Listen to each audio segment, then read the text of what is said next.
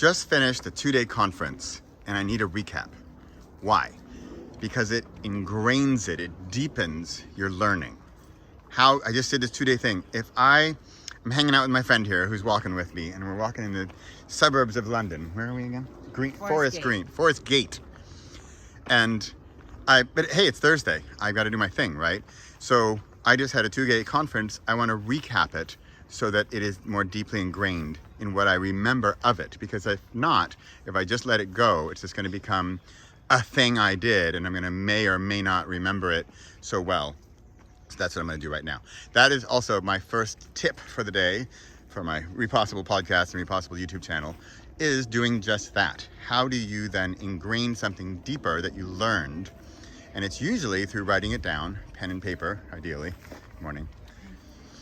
Pen and paper, or doing, for me lately, it's been more audio, video, and just recapping, redoing, regurgitating, re-whatevering you want to call it, and just through the process of exactly what I'm about to do, talking it through, it helps you sort of go through it again, summarizing, and it then emboldens your, what's the word? Holding on, that's a terrible word, of the knowledge. Okay, so here we go. So that's my tip, by the way. Do this, record after you've done something, and also this can go as far as daily or evening. Do it every evening or do it every morning.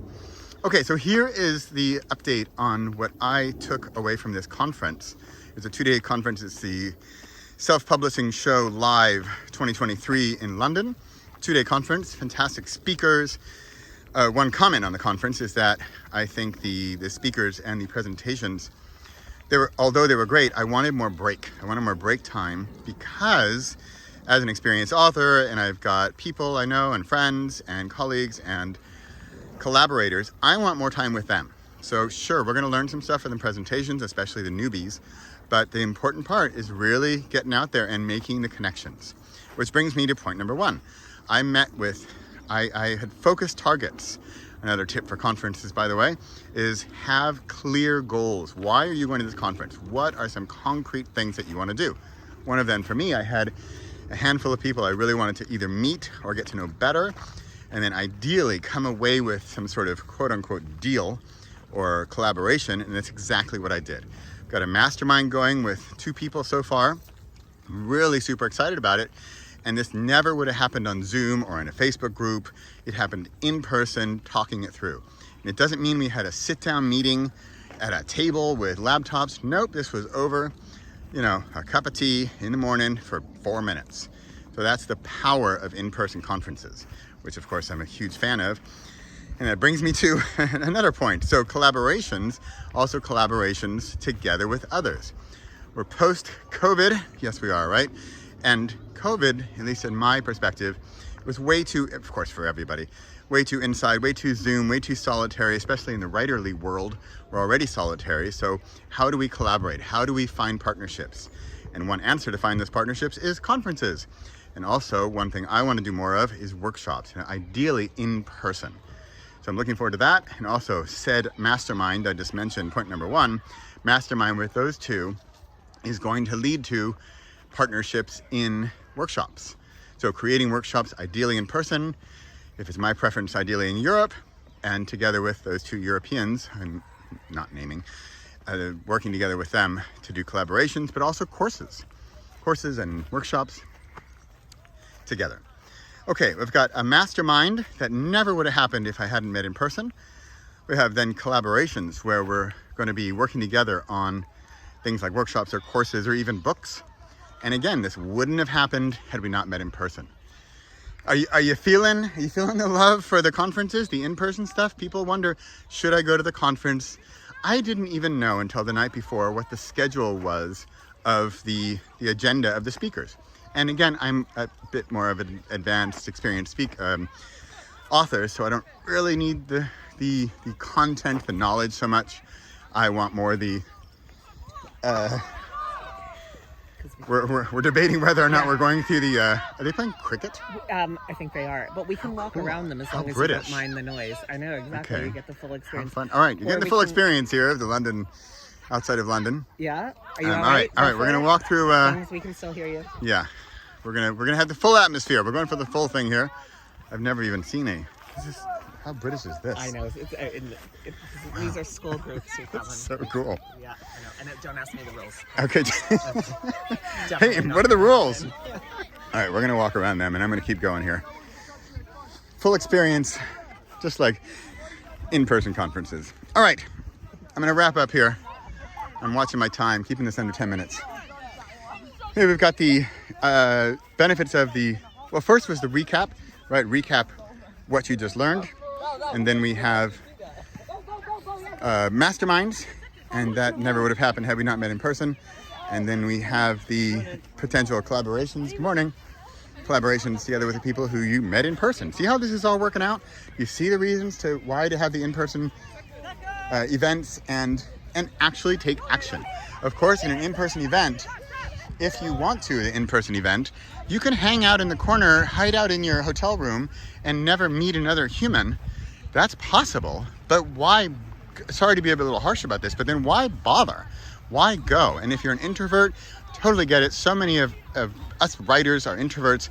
I get it, but this is the time to get out of your shell and go meet other, introverts if you want. So, a couple quick notes on my individual plans for my business. Those are very clear. I have I'm looking for a new name. If you want to come back to me and give me some help with this idea. Says the namer. Says the namer. My friend here, we worked at a naming company years ago. So here I'm asking for naming advice. Well, in fact, I'm just going to say this out loud because this is what I want. Maybe we can hold off here for a sec. So I don't know if you know this, but I had a program called How to Write the Worst Book Ever. Okay, no. Okay, and it's all about the breakthrough. It's all about getting out of your comfort zone and just doing it silly and poorly and crazy, but just to get the idea of a book done, super short, and do it like all wrong. Yeah, just do it. But what happened was in the different flavors of that Worst Book Ever program, which I ran like 4 times with real people and real events and real successes, what happened was I found, in my opinion, the best version of this worst book was what I am currently calling the opposite book. So I always mention one friend of mine who had a company or has a program called Simplify, like simplify your business processes. And he had been editing it and he's working on it for 2 years and the whole typical deal, which I hear all the time. And yet, so I said to him, hey, what about the book? Let's just think totally oppositely here. And what about the book called Complicate? Let's write a book called Complicate. And he immediately starts laughing and it becomes light and it becomes silly and it becomes funny. And he can so quickly give us the ideas and the main theory and the subtitle and a few chapters literally quickly because it's fun, it's funny, it's light, it's silly. It's the opposite book of the one he thinks he should be writing. That big, important business, monstrous, big thing that's been holding him back. Let's bust through that initial fear and write the opposite book. My shout out here with my namer friend here is I'm not loving the word opposite. So I'm looking for something different there. And maybe it is something with breakthrough. Maybe it is something with how are we going to break through? Because what are we really doing? We're breaking through your fears, your hang-ups, you're breaking through yourself. And how are we going to do that? We're going to do the exact opposite of what you think you should do. And we're going to do it in a fun, sort of silly way, but we're actually going to get it done. Okay, that's it. I'm going to move over here real quick. The next one, and I'm running out of time, got about a minute here, is the BBB, Boost Your Brand with a Book. Boost Your Brand with a Book is the next phase after we do the opposite book, and after we break through with your opposite book, then we're going to do BBB, Boost Your Brand with a Book. So you, dear entrepreneur, dear someone with a big message, big idea, you want to take your idea, your entrepreneur idea, your business, whatever, and you want to write a short book. This is not a new thing. I'm not the first one to do it, but I have a lot of ideas on how to get this first book done. This very short, very focused, and finished book that's going to boost your brand. So back to the Simplify guy, he's going to write a short book called Simplify. In fact, I think he should write a first book called Complicate, and that would be a joke, funny thing, which I think could even go further than the real book, but that's a different discussion. All right, I'm running out of time. That was my recap. I'm at 10 minutes. Thanks for watching. I'm here every week because practice is perfect. See you next week. Bye for now.